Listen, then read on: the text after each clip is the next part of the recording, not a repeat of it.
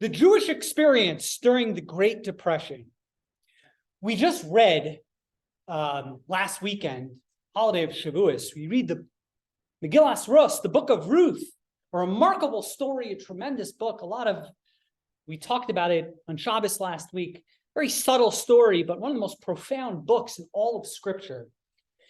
A couple of lessons that I think are germane for tonight's discussion. The verse tells us, Perek Beis, Pasuk Gimel, chapter 2, verse 3. Rus, if you recall, she was a Moabite princess. She goes back with her mother-in-law, Naomi, back to the land of Israel. They're destitute, impoverished. They have no money, totally broke. They're literally collecting alms for the poor, charity. Leket, shikha, and peah, our sages teach us. There's laws in the Torah when you harvest your field, certain stalks of wheat, they fall on the ground. The loose stalks are to be left for the poor. And Rus, to support herself and her mother-in-law, collects this leket. That's how destitute they are. And the verse tells us, Vatelech, she goes, Vatavo, and she arrives, Vatelaki basadeh, and she collects this leket, she gathers in the field this loose wheat, stalks of wheat that fall, Acharei hakotzrin, behind the other people who are gathering. Our sages highlight two things about Rus that they find noteworthy in this verse. Number one, our sages point out, Vatilake, she was particular with the laws of leket. As I mentioned, the halacha is, the Torah tells us, the law is, when you go and you harvest your field, if one or two pieces of wheat, stalks of wheat fall, they're to be left to the poor. But the Talmud tells us the halacha is, the law is, if 3 or more stalks of wheat fall, they are to stay for the owner. It's not leket. It's not ownerless. It doesn't go to the poor. It's only 1 or 2. 3, you can't keep. And our sages tell us that Rus was particular.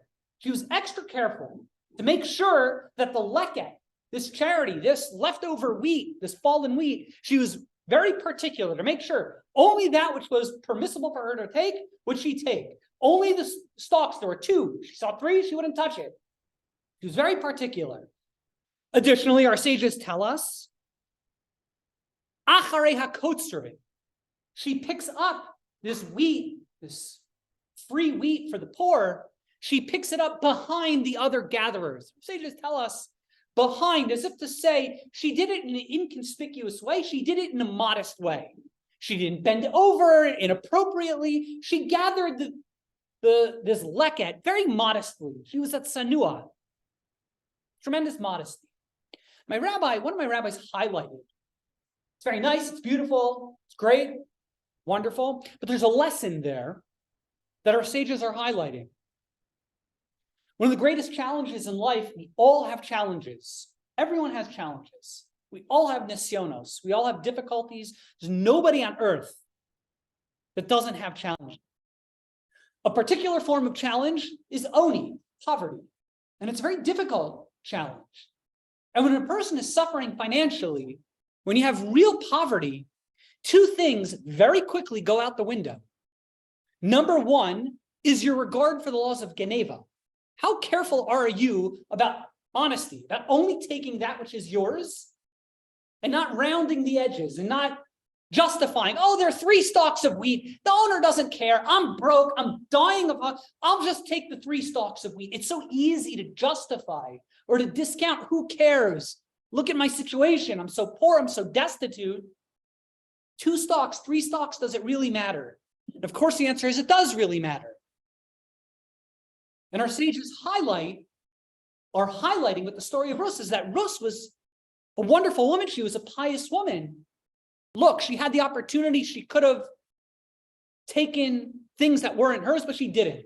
She overcame that nisayon, that challenge of poverty. Number 2, when a person's suffering poverty,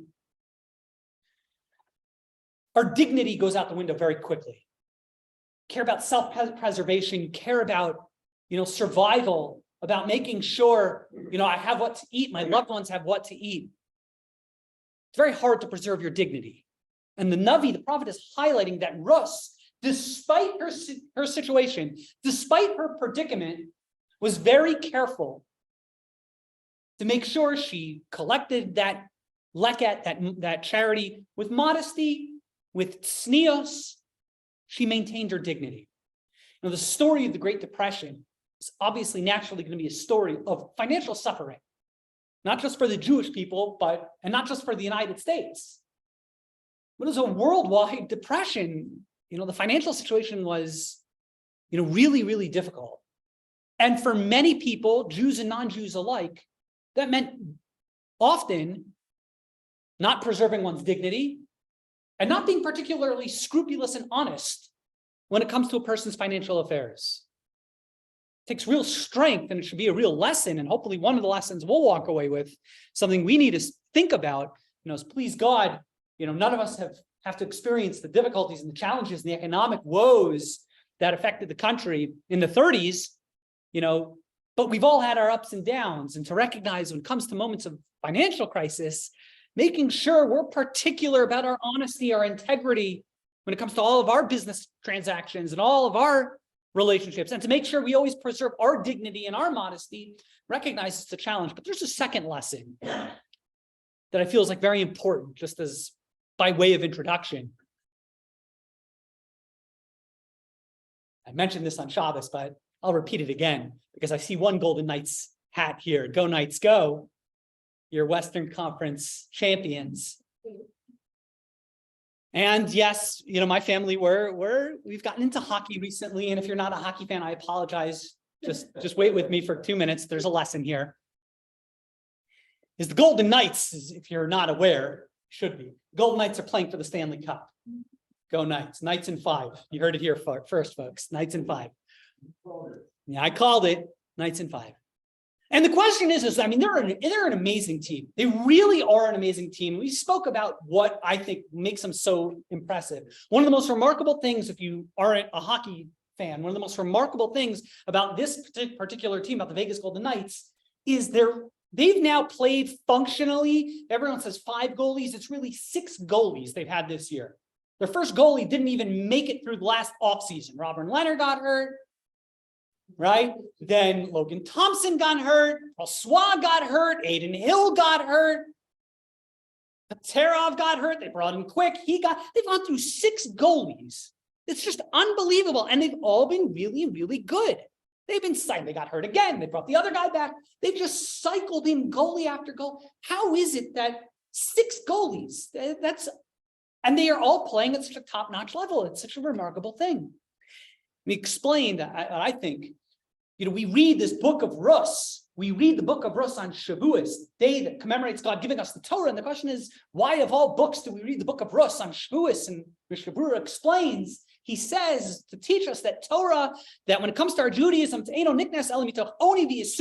you want to be successful in your Judaism and in your Torah, recognize that Torah comes through poverty and difficulty.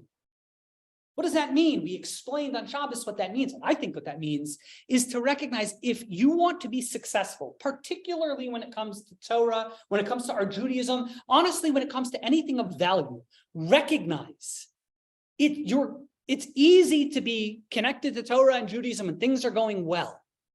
But what happens when the going gets tough? What happens when you encounter yisurin, difficulties, poverty, challenges? It takes a lot of grit, a lot of determination, a lot of passion if we want to be successful. And that's why we read the story of Rus on Shavuos. We talk about what Rus went through. It's unimaginable, the poverty that she was willing to recognize. She was a Moabite princess. She could have just gone off and gone back home, lived a life of wealth, luxury, a pampered lifestyle, but she gave that all up because she believed in the emes and the truth of Torah. She believed in Judaism and was willing to sacrifice to get the job done for something that she believed in.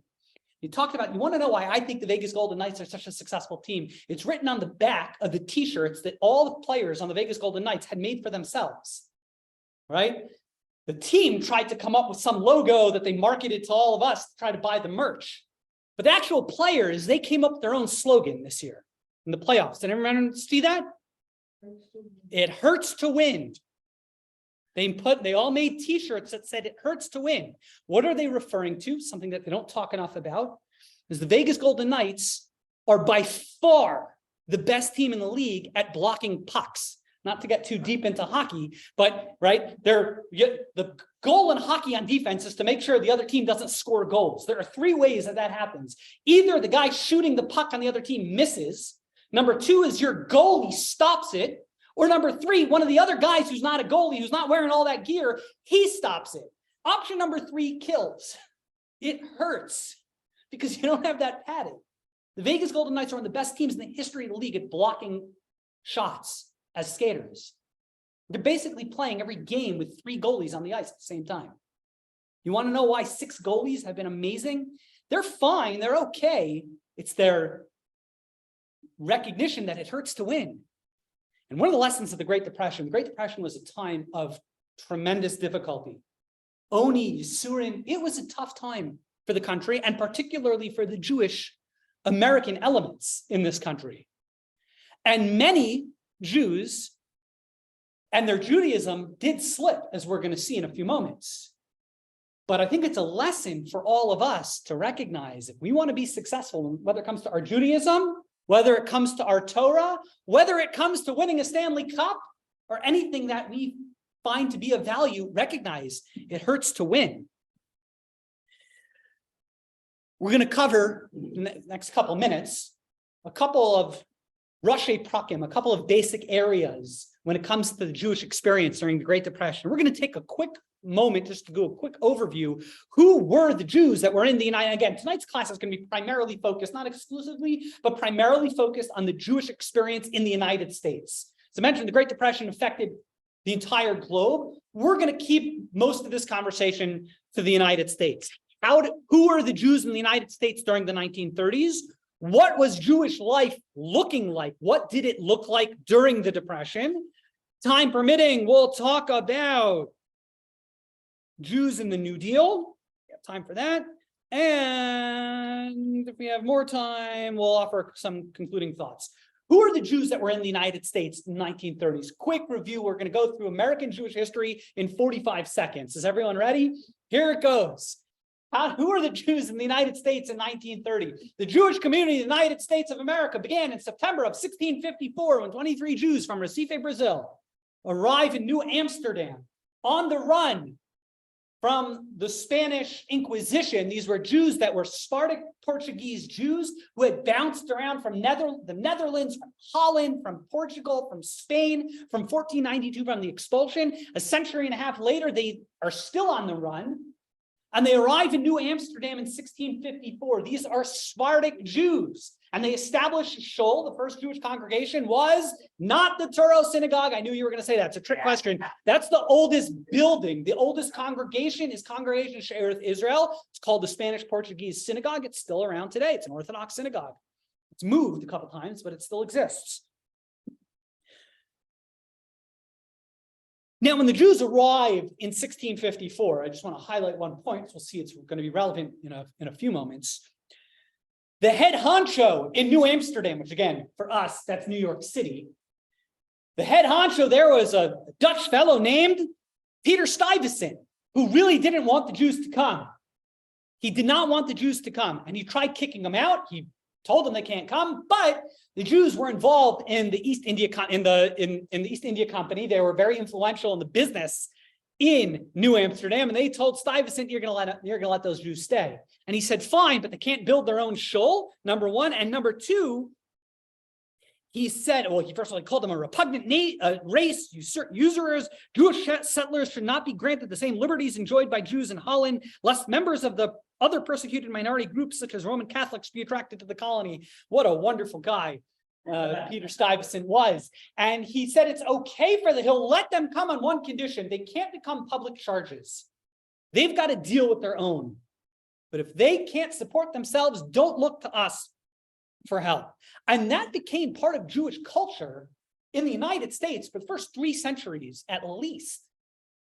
of American Jewish society is the American Jewish community, as it were, did not rely on their non-Jewish, their Gentile neighbors. And for the next 150 years at least, the predominant elements of North American Jewish life were Sephardic Jews. Beginning in the early 1800s, we began the second wave of Jewish immigration to the United States. These were typically Jews from Central Europe, German Jews, Prussia. You'll say, oh, there are Jews from Poland. They typically were not from Poland. They may have been from culturally Polish areas under German auspices, towns like Posen and the like. And by the time the Civil War rolls around, you still have the old Spanish Jewish population, although they are assimilating away and being absorbed in numbers by the German Jews that have arrived on the scene. And by the year 1881, you have, I don't know, 250,000 to 500,000 Jews in the United States of America. And beginning in 1881 till World War I, and then ending abruptly in 1921, and then finally in 1923, you have the mass migration of Eastern European Jewry. When we think of the Jewish community in the United States of America, we typically, most of us, are thinking about this wave of immigration. Between 1881 and we'll call it 1923 being liberal, in that 40 some odd years, approximately 2.5 million Jews immigrated from Russia. Now, when we say Russia, we don't mean today Russia.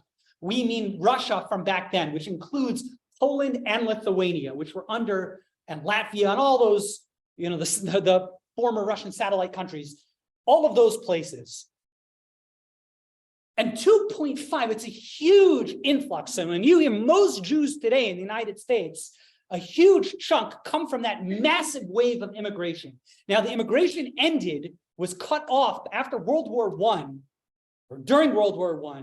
The United States as a country became very reactionary, very upset that the United States lost so many of its boys in some war that had nothing to do with the United States, 3,000 miles away. And after World War I, the United States became an isolationist country. We don't want to have anything to do with the rest of the world.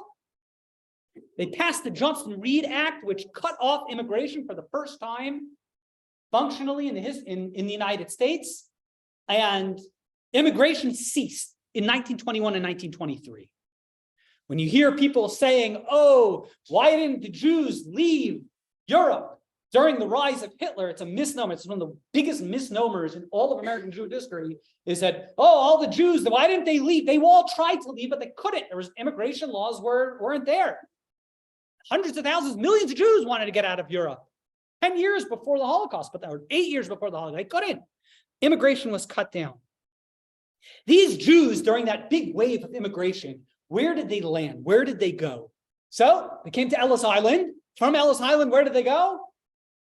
The Lower East Side, right? The Lower East Side. Now, it's a little bit, we talk about the Lower East Side and the Jews in the Lower East Side. It's a little bit romanticized, although the tenements and how squishy and horrible the situation was are largely correct. It should be noted the Jews got out of there very quickly. Jews did not stay in the Lower East Side predominantly. Some stayed there till today. There's still a small Jewish community in the Lower East Side. But most Jews, even that first generation of immigrants, they would stay in the Lower East Side for, if not a few months, maybe a few years, and they moved outwardly, radially. They would move to Flatbush, to the Bronx, and they would get out of the Lower East Side. As a matter of fact, the German Jews, the wealthy German Jews, this is at this point, they moved to Uptown. They wanted to get out and not have anything to do with the Jews, the huddled masses. And they would go to places like Harlem, Bronx, Washington Heights, Coney Island, Flatbush, Williamsburg, Borough Park. The third generation, if you got even wealthier, you would go places like New Rochelle, Long Island.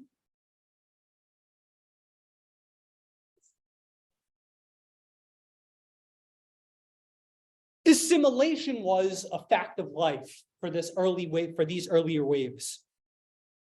And then, of course, in 1929, beginning in 1930, is when our story really begins. Great Depression. What are the causes of the Great Depression? Still not so clear. Depends who you ask, what the different causes. The economic troubles, people often understate the international elements of the cause of the Great Depression, particularly the remnants of World War I. The causes in the Great Dust Bowls that was in the agricultural failures.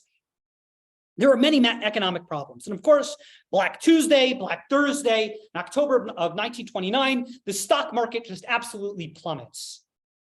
The market plummets. Did this affect, how did the market crash, which is often considered the beginning of the Great Depression, how did Jews fare? How did they do during the market crash? The truth of the matter is, not many Jews were hurt by the market crash. Think about it.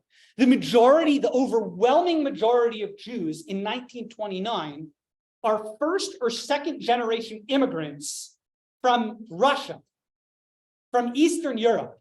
They didn't have a ton of money to invest in the market. So they weren't directly affected by the market crash. Who was affected by the market crash? Some of that second wave of migration, those German Jews, the Jacob Rieses of the world, some of those folks lost money, but the majority of Jews were not affected because they simply weren't wealthy enough to be affected, to really have a lot of their wealth in the market. However, in 1913, was the formation of the Bank of the United States. Now that sounds like the Fed, right? The Bank of the United States sounds like it's some governmental agency, right? Bank of the United States was a privately owned bank that was founded in 1913 by a couple of Jewish guys. The directors objected, indeed, to the choice of the name because they thought ignorant foreigners would believe that the United States government was interested in this bank and that it was a branch of the United States Treasury. They decided anyway to stick to the name. However, in 1926, a law was passed that you can't name yourself. You can't name, this is the Kollel, like the federal Kollel of the United States of America. You can't do that because it implies that it's somehow backed by the government. You can't do that. But they let Bank of the United States keep its name. Who invested and gave their deposit to the Bank of the United States? Jews. It was a very, very Jewish bank. It was a very successful bank. By 1930, it had 62 branches in New York City. On December 8th, in December of 1930, the bank was they were fine. I mean, no one was doing great after the market crash, but they were still in business and they were trying to merge with a couple of other banks. For whatever reason, on December 8th, that merger fell apart. They weren't able to, that merger acquisition, it fell through. When news of that merger falling through got out, people thought that it was because the bank's assets weren't there. Who ever heard of banks not having enough money? It couldn't happen, right? Ein chadash tachas hashamesh, says King Solomon. There's nothing new under the sun. You want to know what happens in 2023? Just look at what happened in 1930. It's the same thing. And the Bank of the United States, there was a run on the Bank of the United States folded. This was the first big bank to fold in the early days of the Depression. It was not, Uncle Sam did not come in to rescue the bank. And this is where Jews got really, really hurt. According to some statistics, 20% of Jews in New York City lost their money. That's a huge number. And that was devastating for the Jewish community. Bank of the United States, again, most of its investors, most of its loans, most of its business were New York City Jews. And beginning in the 1930s, with that bank failure, it snowballed to other bank failures, and the economy tanked and crashed. How did it affect Jews? So in the 1920s, many Jewish organizations, things like federations and JCCs and some of these big synagogue centers, they were more than just shuls, but they were like almost like community centers. In the 1920s, you had all of these big Jewish institutions came onto the scene. As the mass immigration had peaked, and you now have this big Jewish population, particularly in New York, you have these, but in other major metropolitan cities, you have the rise of federations, JCCs, things like that. Comes 1930, they all have mortgages to pay for these new buildings that they were just built 5 years ago. And these new organizations became heavily, heavily taxed. They shifted all the big Jewish organizations, they shifted their focus to relief efforts to help Jews who were suffering through the economic downturn. It quickly became clear that these local Jewish organizations were not going to be enough to take care of the Jewish populations that were suffering. And this created a problem. Because you remember our friend Peter Stuyvesant and the culture that he created. Jews did not want to go on public welfare. There were public welfare programs. This is before FDR and the New Deal.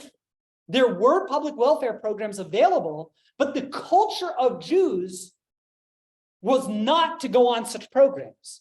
Nowadays, I don't think we have that attitude necessarily societally, but in the 1920s and early 1930s, this was a real problem.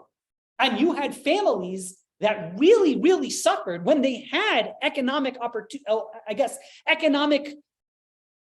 there was economic relief available from different governments, but Jews were not interested. It would take another 3-4 years. It wouldn't be till 1935, 1936, till Jewish families would start going on government welfare programs. Another big issue that emerged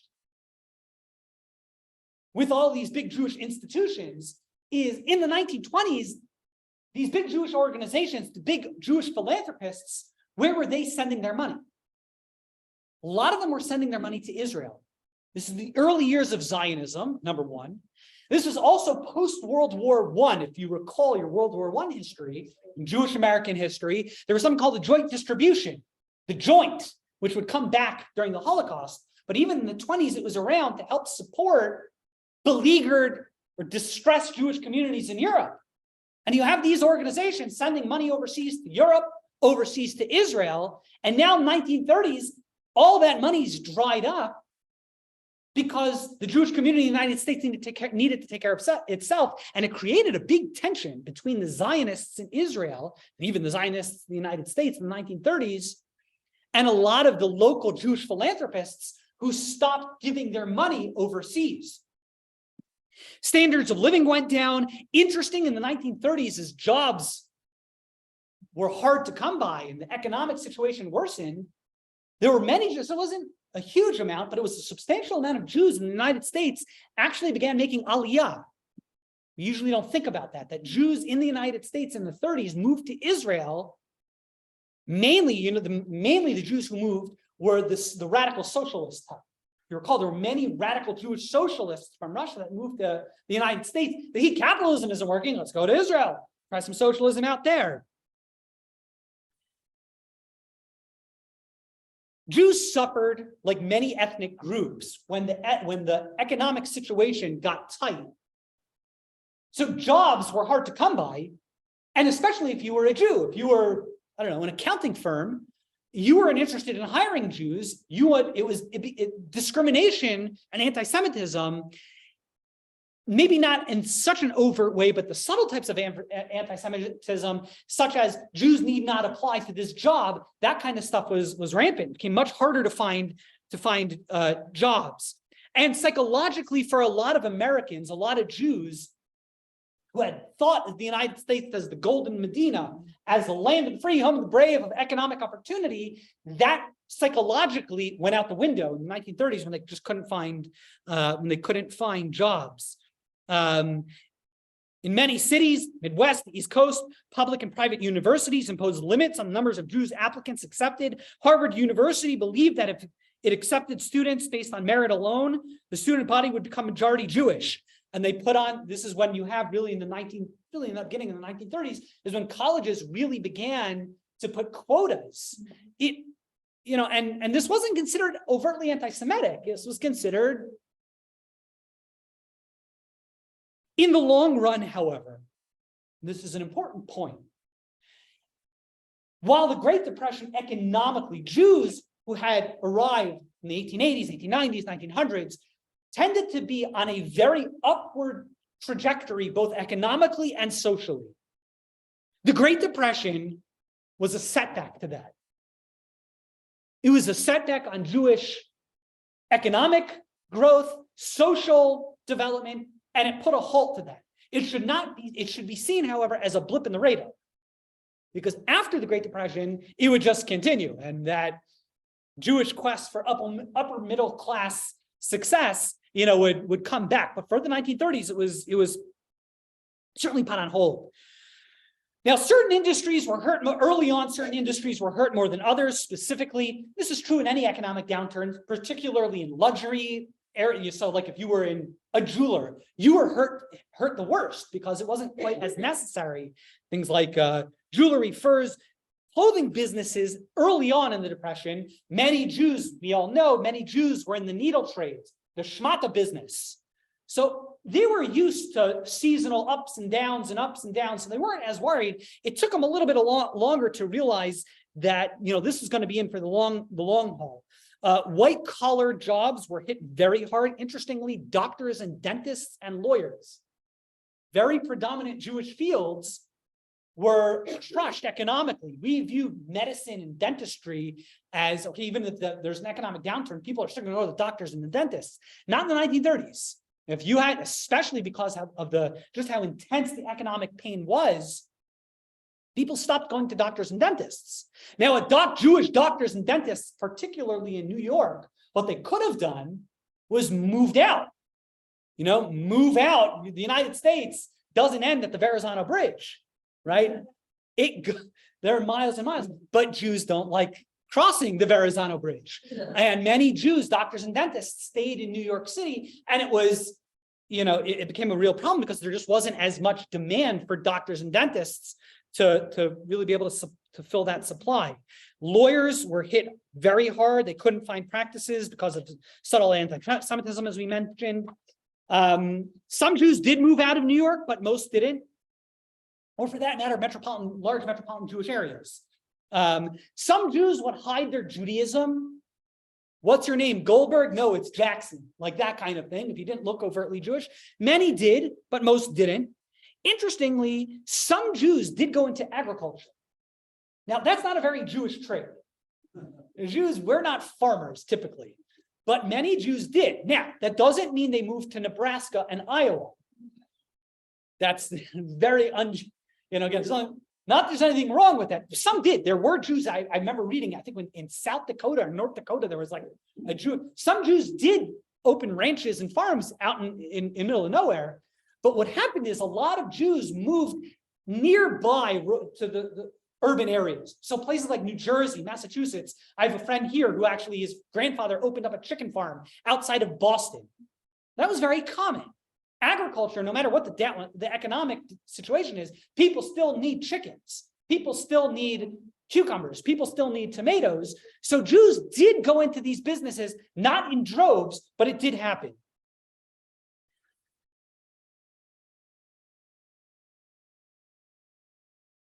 Relative to other ethnic groups, this is an important point. Relative to other ethnic groups, Jews actually did better. In other words, relative to the rest of the population, I'm not sure, but relative to other ethnic groups, because of that Jewish mentality of becoming a doctor, lawyer, accountant, Jews were, and that upward mobility, Jews had certain flexibility, tended to have a higher education, were willing to be reached. Now, here's an interesting thing. If you were willing to take part-time, now back then, part-time work was considered a failure. But if you were willing to take a part-time job or retrain and go into other businesses, you could become successful. As a matter of fact, what was considered the safest career choice was going into government service, particularly teachers. If you would get your teacher's license and go into education, you had now a steady gig working for the Department of Ed, become a mailman. These were very safe and highly sought after jobs. So if you used to be a doctor, dentist, or lawyer, and were willing to say, you know what, I'm going to become a teacher, it was possible, particularly because those jobs, required a certain amount of brains. Jews tend to be often smart. Now, what was Jewish religious life like during the 30s? So briefly, let's go through what was happening religiously. When we talk about American Jewry, we talk about the three streams of American, Jewish life: Reform, Conservative, and Orthodox. What was happening in the Reform world? In the 1880s, the Reform movement really took hold and formalized with the Pittsburgh platform, which launched classic Reform Jewry, which really was a repudiation of God, of Israel, of Jewish peoplehood. It was very extreme. They did away with, there's no such thing as the Jewish people. We're Americans who happen to practice Judaism, and they made some radical changes against Israel. They didn't believe in Zionism at all, very anti-Zionistic. Did away with even rituals that Reform today would do. They got away with things like that. But beginning in the 1930s, first with the rise of Hitlerism, which we're not going to talk about much, their time remaining is for a different class, or many classes, and the obvious need for the land of Israel, and with anti-Semitism on the rise, and the reality is you're not just an American who happens to practice Judaism, but you are a distinct ethnic group called Jews. That classic Reform mentality went away, and it was replaced in the 1930s by what most historians call neo-Reform, which was sort of an updated version of Reform. This was mainly led by Rabbi Stephen Wise, who would be a very significant person in FDR's orbit. In my opinion, he's very much accountable for not doing nearly enough for rescue and relief efforts during the Holocaust. But Stephen Wise would become one of the most significant Jews during this period of really updating the Reform movement, doing away with the Pittsburgh platform, updating it with the Columbus platform, and Reform Jewry became a little bit more familiar with what we see Reform Jewry looking like today. Not quite, still changed, evolved way past that, but they did away with those old ideas. Now, synagogue membership in the Reform movement, particularly like places like Temple Emmanuel, they saw membership plummet. They're charging a lot of money for membership in the synagogues, but people don't have money to pay for the membership. Temple Emmanuel's membership fell 44% in 1 year. The conservative movement, what was happening away? Now, again, the conservative movement in Jewry was a breakaway. It was not a response to orthodoxy. It was a breakaway from Reform. It was still in its nascent early stages, still trying to figure out what it believed and finding their identity. The early scholars of the conservative movement, the Solomon Schechters of the world, they're dead, now replaced by Cyrus Adler and the like. And they're still trying to figure out what they believed in. Are they Orthodox? Where are they? They had a very hard time in the 20s and then in the early 30s placing rabbinic students in congregations. Now, that sounds strange. If you think about the mid-20th century, conservative movement was the powerhouse. All synagogues were filled in the 40s, 50s, and 60s with conservative rabbis. But in the 20s, not so much. And in the 30s, not so much. Because if a congregation wanted a good Reform rabbi, they wanted a good Reform rabbi. If they wanted to be traditional, we'll get an Orthodox rabbi. Conservative had not yet found its footing.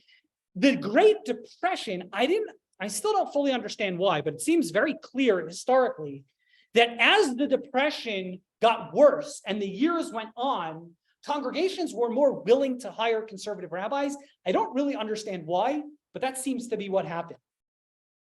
Within the Orthodox community, what happened? In the 1910s, 20s, and 30s, the Orthodox movement, or the Orthodox Jewry, was a trickle. It was tiny.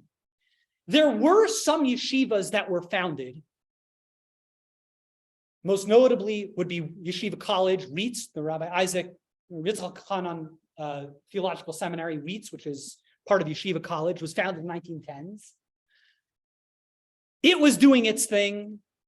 Torah Vadas, high in Berlin, the yeshiva that I studied at, was founded in 1933, right in the beginning of the Depression. Although the Jewish life and Orthodox life was obviously hit very hard, they somehow were able to stay through. But it was really difficult. I want to share one passage. There is a largely forgotten yeshiva that existed in of all places, New Haven, Connecticut. It's a tiny yeshiva that existed for not even 10 years, then moved to Cleveland, and then it totally disbanded. But during its brief time, it was just remarkable who studied there. Rav Ruderman, if you're familiar with your American Jewish history, Rav Moshe Feinstein was there. just giants of American Jewry studied or passed through this yeshiva, either as staff or as Rav Chaim Pinchas Steinberg was there for a brief time. But the situation was bleakest and the most intensive and therefore most expensive Jewish educational institutions. At the New Haven, Connecticut yeshiva, founded by Rabbi Judah Levenberg, one graduate later recalled students regularly went hungry. Quote, every morning a fellow in the yeshiva would get up at 6:30 and go from butcher to butcher with a paper bag, and they would throw in scraps of meat. Some of the bakers gave us old bread every Friday before Shabbos. Some women would come around and donate a couple of chickens. I remember one Rosh Hashanah when all we had was a little challah and 2 tomatoes, and that was it. Times were really tough in these institutions, but somehow they made it through. There was an article published, absolutely remarkable, in of all places, the Mishpacha magazine. Ever heard of it? The Mishpacha magazine, a couple months ago, some researchers came across the story of a woman named Mrs. Jenny Miller Fagan. No one's ever heard of her. They had never heard of her. Apparently, they came across her name by mistake. They actually, they ran it by Rabbi Shmuel Kamenetsky. Shabarfua Shalema should have a speedy recovery. He's not doing well. He's an elderly man, the head of the famed Philadelphia yeshiva, and he's like called her like one of the greatest tzaddikas, as one of the greatest women, a real Eishes Chayil, a woman of valor. Who was this woman? Fairly private, and with, we talked about rus and modesty and hatztei alechas. She was actually widowed twice and inherited a lot of money, a lot of wealth. And she, I wouldn't say bankrolled, but was a heavy contributor to many of the yeshivas in the United States. Again, there weren't all that many, and to many of the giant powerhouse yeshivas in Poland and Lithuania. There are handwritten notes from the Chafetz Chaim, from Rav Aaron Kotler, from the giants of Torah scholarship during the interwar years. Letters of appreciation. Apparently, the Telz Kollel in Telz was renamed the Jenny, whatever her name was, the Jenny Fagan, Miller Fagan Kollel in Telz. They named, she was such a big philanthropist. It's an amazing thing to talk about in Judaism. We talk about wealth, and in Judaism, we've got no problem people seeking wealth and being successful. There's nothing wrong with that. But why do we seek wealth? Why do we want to be successful in life? It's so that we can buy things.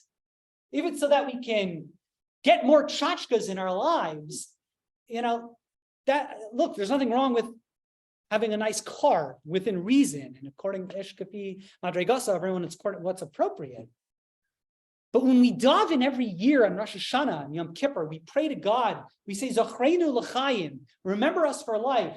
Because Feinu v'sefer hachayim, write us in the book of life, limancha. We pray for God limancha, on your behalf. What does that mean, on your behalf? One of my rabbis would always tell over, it's an important idea. If you want to fly somewhere, you want to go on a vacation, you want to fly business class, it's going to cost you. You want to fly first class, it's going to cost you. You want to stay in a nice hotel, it's going to cost you. What if you're going on a business trip? What if you're going on a business trip for the company? So they need to take care of their employees. They'll fly you in business class. They're going to pay for your ticket. They'll pay for your rental car. They'll pay for your hotel. Why? Because we're not doing it for you. We're doing it for the company. The rabbi would always use that as an example. When we ask God for help, wealth, success, goodness, life, if we're asking God, please give me wealth, God. Why? Because I want to party and I need more trinkets in my life. That's one kind of prayer. But if we ask God for things, for wealth, for success, why? So we can help the kollel build a new building, right? Or do good things with our wealth, support Torah, do acts of kindness, help people in need, to do other mitzvahs. So then it's lemancha. I'm asking God, I want you to help me out, not because I need more tchotchkes, but lemancha. It should go on your bill. It's a company expense. It's a remarkable story with this woman. I don't know exactly her story, how she got her wealth, again, through husbands and this and that, but she apparently had a significant amount of wealth. And imagine like the zechus and the mitzvahs that she's had accrued during these most difficult of times in Jewish history. I was like wondering, it's such a good question, right? You have these yeshivas, there are a handful of these yeshivas, my yeshiva, Philly, high in Berlin, these yeshivas and overseas in Lithuania and Poland. How did they make it? There were a couple of people like these anonymous women who would just send every month, significant amount of funds to help support Torah and Judaism. It's just amazing.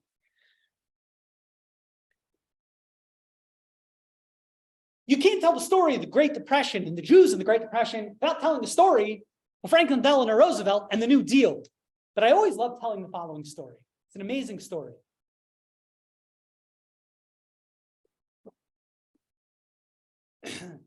When the economy crashed, Herbert Hoover's still the president. And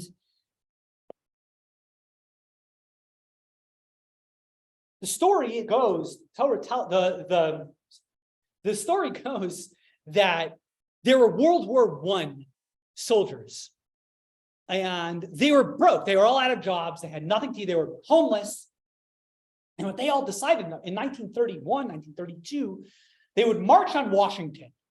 What did they want? It was called the Bonus Army. You remember your AP, your American history, you remember the story of the Bonus Army. What was the Bonus Army?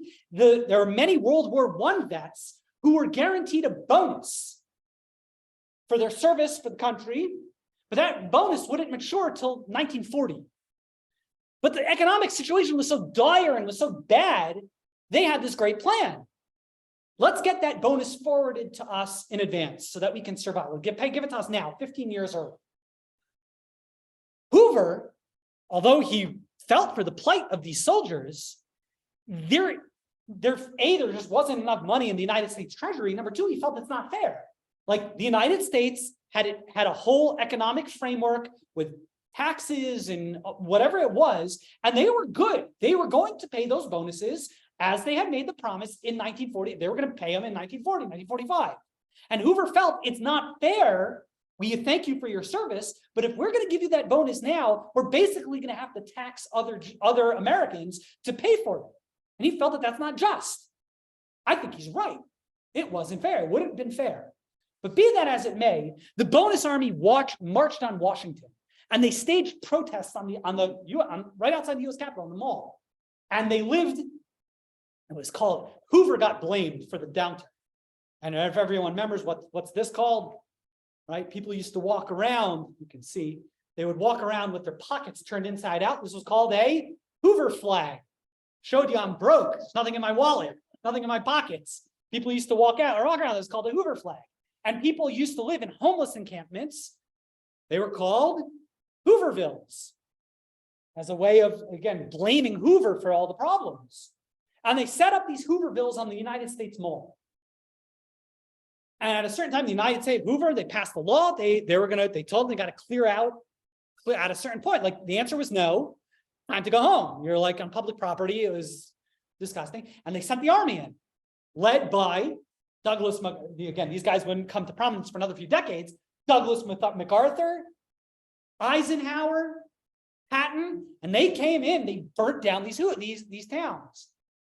And it was a sensational story. Here you have these soldiers. They gave so much for the country. And look what Hoover, he sent in the army to attack these poor homeless soldiers. It was a PR disaster. There's an amazing story in the Torah. The Torah tells us that it's right. The Jews, one of the times the Jews are in the desert, they didn't have any water. Vayilonu, they complain. They complain. God gets upset. Why are you complaining? I took you out of the land of Egypt. I'll take care of you. Or Chaim asks, why? And the Jews are like criticized. And he asks, why are the Jews criticized? They're in a desert without water. It's a legitimate complaint. And they need water. You're going to out in Vegas. You don't have water, you're dead very quickly. What's the big problem? Why are the Jews criticized? Nor Chaim says it wasn't what they said, it was how they said it. It's okay to say, God, we really need water. Can you please help us out? Say it politely and with courtesy and respect. Thank you so much. But they came in, vayilonu, they complained. It's always an important lesson in life. 95% of the time when we get into arguments with other people and there's friction, always remember this lesson. It's not what you say, it's how you say it. You can have a disagreement with someone, substantive disagreement, and I don't agree with you. And that's okay. Usually feelings are hurt and there's friction in relationships because of how you said it. You rolled your eyes, you complained, you didn't validate, you spoke too aggressively with too much anger. It's an amazing thing. FDR gets elected. There was another bonus army, March on Washington. FDR agreed with Hoover. It wasn't fair to pay these guys. On the substance, he was exactly aligned with Hoover. What did FDR do? He came out with, literally, Eleanor Roosevelt came out with cookies. They brought out bands for them, like the band. They schmoozed with them. They promised they'll do this best. They heard him out, listened to their complaints. Substantively, nothing was different between FDR and Hoover. But how, FDR, one of his real strengths, he was a great communicator. And indeed, I could get the quote somewhere over here. It's over here. One of the armies, they would say, here, let me just read this quick passage, if I may. Roosevelt greeted them quite differently than Hoover had done. The administration set up a special camp for the marchers, providing 40 field kitchens, serving 3 meals a day, bus transportation to and from the capital, entertainment, forms of military band. Roosevelt arranged for his wife Eleanor to visit the site unaccompanied. She lunched with the veterans and listened to them perform songs. She reminisced about her memories of seeing troops off to World War I and welcoming them home. The most that she could do was to promise positions the newly created Civilian Conservation Corps. We'll talk about that in a moment. One veteran commented, Hoover sent the army, Roosevelt sent his wife. And it's just such an amazing thing. FDR was, in 1932, comes to office, and it was the biggest landslide election from, certainly in terms of the Electoral College, in the history of the United States of America. He was beloved by Jews. In all 4 elections that FDR would win, the lowest percent that he got from the Jewish vote was 82%. 82%. Love him, and the Jews loved him. He promised the New Deal, radiated optimism, and he created, again, know the history. If you know the history of the New Deal, hours late, we won't go through it, but a whole series of new government agencies, programs. If you recall, the alphabet soup, that's what this period in American history is known as, the alphabet soup, because all these new administrations, FDIC to help protect and insure your money in banks, the NIRA, NIRA, the National Industry Recovery Act, BWA, Public Works Administration, WPA, Workers Progress Administration, the CCC, which we mentioned, the Civilian Conservation Corps, which basically, if you were a young adult male, which is actually part of the Army, you can join and you get something like $30 a month or whatever. You got to keep 5 of it, 25 you had to send back home.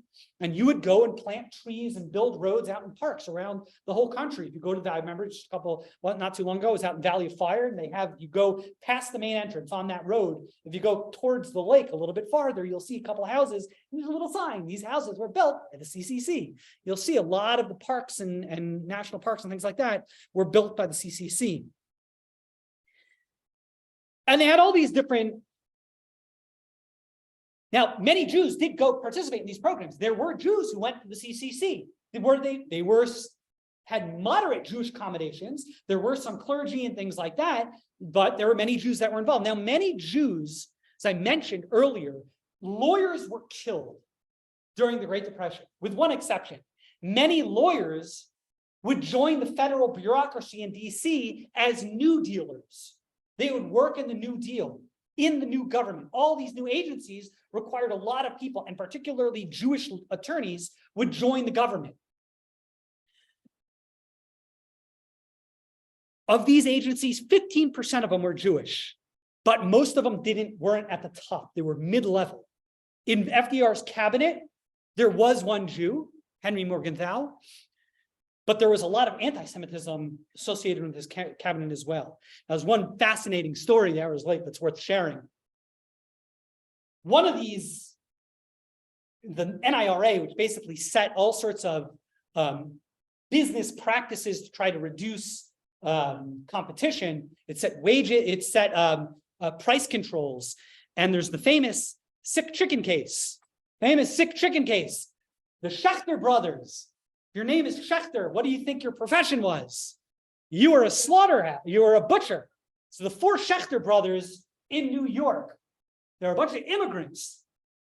And the law back then was, it was called the straight kill. Back then you had chicken coops and you would go to pick the, to this butcher and you'd say, I want that chicken. And you would take that chicken, live chicken, and that would be your dinner for tonight. Now these guys had they were a Jewish kosher butcher. The law was, the sick chicken cases, you had to pick the first chicken that was there. You couldn't say, I want this one, I want that one. That was illegal. Why? It's like all bureaucracies, all these laws that don't necessarily make sense. But that was the law. And the Schechters were indicted on 60 counts, including having 2 sick chickens, which they vehemently denied because a sick chicken implies it potentially wasn't kosher. And they were very scrupulous about that. But they were indicted on 60 charges, 60 counts of violating the NIRA and the various statutes of the New Deal. These guys were a bunch of Russian immigrants. They didn't understand what was happening to them. They were indicted, charged, found guilty, sentenced to years, like 2, 3, 4 years in prison. But the case was appealed and made its way up to the Supreme Court, the United States Supreme Court, where they struck down, where they found the laws against them unconstitutional. And if you recall your American history, the New Deal legislation in 1935, 1936, a lot of it was struck down as being found unconstitutional. FDR overstepped his legal authority. And a lot of it was found unconstitutional. That really annoyed FDR. And 2 things happened. Number one was this, it's called, oftentimes historians refer to the second New Deal. He redid a lot of these programs, but this time made sure that they were kosher and they followed the Constitution. But before that, also with that, is FDR. Do you remember his infamous court packing scheme? He was so upset with the United States Supreme Court. Now, the Supreme Court in the Constitution doesn't say how many justices are to be on the Supreme Court. And indeed, it's changed historically. So he had this grand idea of increasing the Supreme Court to 15 justices, and he would stack them with all the, right, increase it by, I think what there was a number, like 7 new justices. He would stack them with all people that he liked, and he would be able to get all of his legislation, all of his great ideas passed. That was the biggest mistake in FDR's. FDR made very few political mistakes. This was by far his biggest political mistake. There was tremendous backlash. People didn't like that he was, we like our separation of powers, and he's trying to play around with the judiciary. There was tremendous backlash on him. All because of 4 Lithuanian shochtim. It's a true story. That really was because of those guys. And even afterwards, after they were exonerated, they had no idea what, like, just a bunch of shochtim, a bunch of butchers, slaughterers. We'll just end with one last idea. The hour is late. And again, I can obviously go on and on. We got to get everyone home. Was the New Deal successful? Was it not successful? Depends who you ask. This is one of those classic questions that will be debated till kingdom come. No one will ever, right? Historic people who tend to be politically conservative will tell you, they'll look at all the statistics and they will say that the New Deal legislation, didn't, by the time in 1931, unemployment was 17%. In 1938, it was still 17%. The stock market would not recover that which go back to 1929 levels till 1954. Amity Schleys, in her remarkable book, Hidden Man, will tell you that, it's a classic theory. There wasn't that the New Deal did nothing. It was really just World War II that ended the Great Depression. Politically liberal people will tell you FDR was a saint. He was a hero. He was the Melech HaMashiach. He solved all of our problems.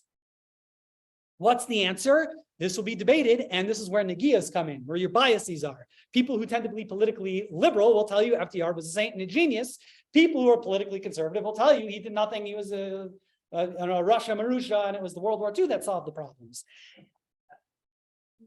In 1929, when the stock market crashed, people, right, it's part of, and we'll end with this, it's part of United States, it's in our, I guess, mythological culture, is that you had to wait online to jump off the top of buildings and bridges after the market crashed. Everyone was just killing themselves, right? Because Everyone lost all their money, lost all their wealth, and the suicide rate was through the roof. I always want to end kind of on a different note, but it's an important lesson. The Torah tells us there's a prohibition called onas devarim, lo sonu, don't oppress your brother. And what that means is you can't cause emotional distress. You can't call someone names. You're not supposed to speak negatively about people. Onas devarim, you can't oppress someone, you can't hurt someone emotionally. And Rabbeinu Bachai explains why. He quotes the Talmud, which says, what's the language? Sometimes God isn't listening to hearing any of our prayers. The answer is no. Except the one gate in heaven, as it were, that's always open, is the prayers that come from people who've been oppressed, people who've been hurt, people who have been offended by others. When they call out to God, God will always listen to that prayer. You might not get yes, but God's always listening to that prayer. And Rabbeinu Bachai says, you know why that's true? It's not because God, for somehow is more connected to that person. It's because when you are offended, when you're the recipient of abuse, when people call us names, when people hurt us, our prayer, it touches our soul. Because being hurt, being insulted, being oppressed by someone else, it hurts us to the core. And it's the most powerful prayer, not because God likes it more, it's because we pray with more fervor. And my rabbi would always point out, so interesting, is, first of all, one of the biggest misnomers, the worst piece of advice, I don't know who came up with this. We teach our children, sticks and stones will break my bones, but names will never hurt me, is like the worst. Sticks and stones will break my bones, but names are the most devastating, they'll kill you. It's much better. You can recover from broken bones. People don't recover from abuse. People don't recover from emotional trauma. Years of therapy to deal with it. It's the worst, absolutely the most antithetical idea to Torah values, is that notion. And the reason is because when you look in the mirror, what do you see? You see yourself, you see your soul. You don't see your property unless you're a very shallow and vain person. Who are you? Is you the car that you drive? Is you the amount of dollars in your 401k? Is you your house and how big that house or how ugly your house is? Is you your body? Or is you something far deeper? And Rabbeinu Bachai is telling us a healthy person, those are all external things. You could take away my wealth, you could take away my money, it'll hurt, it's annoying, it can be very traumatic. But I'll recover from that. You could break my bones. I'll figure that out. But onas devarim, when we criticize, when we're abusive to other people, it's the most horrific thing. It's an interesting thing. The statistics show, bear this out. Everyone thought that everyone was killing themselves after during the Great Depression. Studies have been done recently. It's totally incorrect. It's totally not true. Suicide rate was flat in the year after the market crash during the beginning of the Great Depression. Why? Because again, now, who did? I'm sure people did kill themselves. Those are shallow people who define their lives by the amount of money that you have. And that's very sad. The reality is our wealth and our property and our possessions are very important. There's no question about it. Money does impact our happiness. And the Great Depression in the 1930s were a very, very, very difficult decade. But we can get through financial difficulties. We can get through physical difficulties. But onas devarim, it's such an amazing idea, how sensitive we need to be to other people, their feelings, their character, how careful we need to be not to hurt other people. The Great Depression was a very, very, very difficult time. We made it through, country made it through, the Jewish community made it through. And please God, we shouldn't have to deal with those kinds of tragedies, those kind of difficulties, anytime moving forward. I want to thank you all for coming. If anyone